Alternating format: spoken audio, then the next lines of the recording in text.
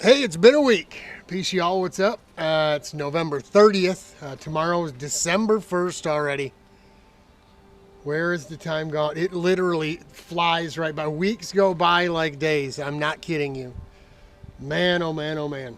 So we've been messing around a bit. I showed you what we had going on out and back. Haven't burnt anything out there yet. I've been running around. Got a wedding tomorrow. Sherry's standing up in it, so she's been just a mess, chasing dresses and hair and nail appointments and all that stuff with the other girls and blah, blah, blah. So thank goodness for me. I've only got to go to the reception. That's going to be interesting. I don't drink alcohol, so yeah, I'm not gonna be there for very long. I'll hang out. We'll get there, do the dance thing and all that, and each it is a little different. This setup. It's one of Sherry's girlfriends from work. They've been friends a long time. She lived in the neighborhood at the old house, and not Roseville, but the one before that. And yeah, so I guess each person that's standing up in the wedding, male, female, doesn't matter. Instead of dancing with your co-part on in the wedding,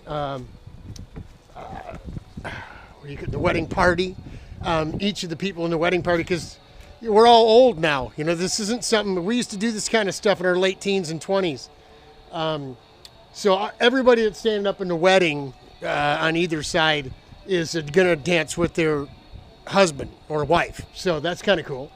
Then dinner, and I'll hang around for a couple hours, and I'm gonna bail. I have no tolerance for hanging out with drunk people, man. I really don't. Thank God they got me sitting with a couple folks from Sherry's company. That one of the girls who's an electrician, and her husband, he's a Harley dude. Yeah, I know. I'm not into the Harley thing, but whatever. At least he's a biker, and I kind of know the guy. He's been over to our house a few times, him and his wife hanging out. So we'll at least have something to talk about.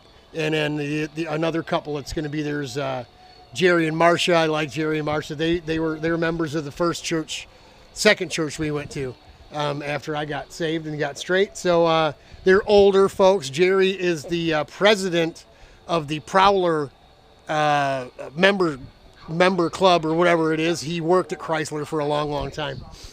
And Marcia worked in one of the offices at a place that Sherry worked at, throughout her career. So we got that going on. That we've been running around chasing new suit and all this stuff for me, and it's whatever. But I finally got out here. We brought the whole tray, all the carts, right? The 4 bangers on top, Yamadog in the middle, F-125 on the bottom. We got the extra air compressor and the pump and stuff that's in there to traveling. The whole back of the truck was completely packed tight, full top all the way up, and the whole inside of the truck was packed. We've got all that stuff in. I didn't disconnect it because the sun's starting to go down now. I was gonna pull it up, pull the big 2x12s that are in there that we used to get the lawnmower up in here. We used to get some of the heavier stuff up in there. We used it to get our old mower out. Yeah, that's right. Chuck, our buddy Chuck, thanks Chuck, met us in Roseville when we went down with the empty rig last Friday, day after Thanksgiving. We didn't wait till the weekend. We just got after it and met Chuck, and off came the old mower and all the scrap iron that I pulled out of the back 40, rear 40 that we cleared. So Chuck took all that stuff to scrap. The 2-stroke snowblower that ran, the mower that ran, but and we got rid of it. We got some sense talked into us by our buddy Bob in Cleveland. He said, you know what, if that 2-stage snowblower runs, you'd be a fool to get rid of that thing. And he's right. So what we're going to do is, like we said, we'll gut out the chicken coop and back, and we'll put the snowblower back there, and probably the trailer implement from the new mower for the winter. Get that stuff out of here. Gonna have to deal with the mower with the snowplow on it in the garage for the winter. You see it sitting here. We'll get it right up against the door here, right, sitting this way, so we can come in and work around. The kitty carts are going to go in. The F-125 is going to come out. I'll show you that.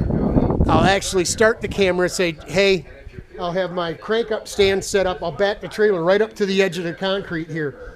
Crank up stand sideways, right? We'll pull the F-125 out, crank the stand up just enough to get the weight off the trailer, right? The cart off the trailer. Then we'll drive the rig out from underneath it. I'll turn the stand, drop the cart, bring the cart in, rearrange the cart in the stand, get the cart on the stand proper and lift it all the way up. Then I'll shove it all by myself, shove it off onto one of these rolling stands that we have for the kiddie carts, and I'll be able to get these kid carts off those stands and in the back of the trailer. Piece of cake, easy peasy, all by myself. So by then, we'll start having a whole heck of a lot more room to operate. I mean, it's not too bad now. But, you know, wagon got to go in the trailer yet, but we brought everything over. All the big stuff is here. Let me turn this radio down. All your electronic waste or any amount of cardboard in the drop-off. That's our Sarnia, Ontario, Canada radio station. So we've got everything over here now. As you can see, I'm prepping for boring my hole and getting our heat going. The water guy came the other day. He was pretty shocked when he walked in here because his place was empty the last time he was here. None of this mezzanine or anything was here. So we've got all of our tires, all the takeoffs, garbage, junk for you know, running carts in the back of the truck, just for the, you know, for shock absorbing junk tires. You always got to keep a set of junk scrap tires around for just for that reason, right? Some people put them, fold them in half and put them underneath the tires of the cart, whether it's in a truck or trailer or whatever, keep it from moving around. But so we've got everything that I can't pick up by myself is here now. Got it all over here, and we're good to go. We'll worry about working on the other air compressor and stuff middle of the winter if we get time. If not, it can sit in there all winter. The trailer will be a storage unit for the winter. We're going to cut one of those 2x12s in half on a 45 or as tight as we can, and we'll use it to go underneath the tires to get the trailer up off the dirt, mud, whatever, so it doesn't sink in over the winter. You know, you get this. The ground was frozen, and it's soft now because it got cold, like you all know, and the snow and the cold came. We didn't get nothing. I don't know what that is out there, but it's not snow. I'm not sure what it is. They didn't salt, so I don't rightly know why that white stuff is out there like that. But we didn't get nothing. You could still see all the grass. It might have been a little white with the grass coming up through it. The deck had snow on it, and it might still have a little spot of snow underneath the table or something up there. It looks like there might be a little something up there. I don't know, but yeah, that's it. It makes a mess of the ground when it gets cold early, and then you know it's going to warm up again, and you start tracking mud in your house and whatever, you know, it gets everywhere. But we'll get this thing tomorrow. We'll get her unhooked. I'll pull it forward, pull the 2x12s out because they're just long enough to get in there. We don't need them to get anything in and out anymore, so I can take one, put it in the back room, take the other, cut it in half, and make parking blocks to park on for the trailer. What we'll do is we'll pull it up and we'll back it right up in here, or we'll just move this stuff out of the way. We really need to get it over into the doorway so we can get right up to the concrete. I don't want to have to mess with any of this grass or dirt or anything to get that cart out. But we get those two carts swapped, then really the only thing holding us up from moving things into position where they're going to be all winter is gutting out that chicken coop, right? But a little bit, baby steps, right? I mean, after this wedding goes by tomorrow, and then you know, you don't have anybody, you got nothing in the planner that you have to make time for.